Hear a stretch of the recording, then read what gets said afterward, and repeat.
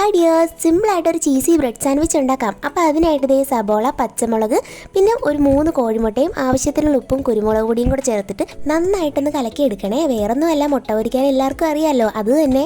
എന്നിട്ടൊരു പാനിലേക്ക് അല്പം ബട്ടർ എടുത്ത് അത് നന്നായിട്ട് മെൽറ്റായി വരുമ്പോഴത്തേക്കും ആവശ്യമുള്ള അത്രയും ബ്രെഡ് വെച്ചിട്ട് തിരിച്ച് മറിച്ചൊക്കെ ഇട്ടൊന്ന് പൊരിച്ചെടുക്കണേ.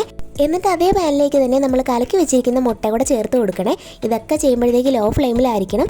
എന്നിട്ട് അതിന് മുകളിലേക്കായിട്ട് 4 സ്ലൈസ് ചീസ് വെച്ച് കൊടുക്കുന്നുണ്ട്. പിന്നെ അതേ നമ്മുടെ ഇപ്പി മസാലയില്ലേ, അതതിന് മുകളിലേക്കായിട്ട് നന്നായിട്ട് സ്പ്രെഡ് ചെയ്ത് കൊടുക്കുക.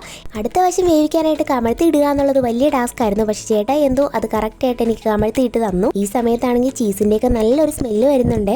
എന്നിട്ട് പിസയൊക്കെ കട്ട് ചെയ്യുന്ന പോലെ നമ്മുടെ ചീസി ഓംലേറ്റ് അങ്ങ് കട്ട് ചെയ്തെടുത്തിട്ട് പൊരിച്ച് വെച്ച ബ്രെഡിന് മുകളിലേക്കായിട്ട് കുറച്ച് സോസ് തേച്ചിട്ട് മുട്ടയുടെ ഒരു പീസ് അതിന് മുകളിലേക്കായിട്ട് വെച്ച് വീണ്ടും സോസ് തേച്ചൊരു ബ്രെഡ് വെച്ച് നന്നായിട്ട് അമുക്കിയിട്ട് ദേ കട്ട് ചെയ്തങ്ങ് എടുത്തപ്പോഴത്തേക്ക് ചീസി ബ്രെഡ് എഗ് സാൻഡ്വിച്ച് ഇവിടെ റെഡി ആയിട്ട് കിട്ടിയേ. അപ്പോൾ ട്രൈ ചെയ്ത് നോക്കണേ, നല്ല അടിപൊളിയാണ്. ടാറ്റാ.